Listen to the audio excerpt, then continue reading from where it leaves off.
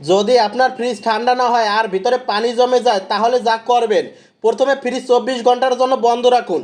ফ্রিজের পেছনে গেলে একটা ট্রে দেখতে পাবেন, ওটা খুলে ফেলুন যাতে ড্রেন পাইপে পৌঁছানো যায়। তারপর একটি তার দিয়ে ভিতরে ঢুকিয়ে দিন যতক্ষণ না ভিতরে সব ময়লা বের হয়ে আসে। ফ্রিজে একটি ড্রেন সিস্টেম থাকে যা সময়ের সাথে ময়লা জমে বন্ধ হয়ে যায়। এই কারণেই ফ্রিজটা ঠান্ডা হয় না আর পানি বের হতে থাকে।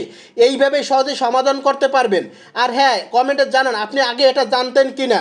ভিডিওটি অবশ্যই শেয়ার করে অন্যকে দেখার সুযোগ করে দিবেন।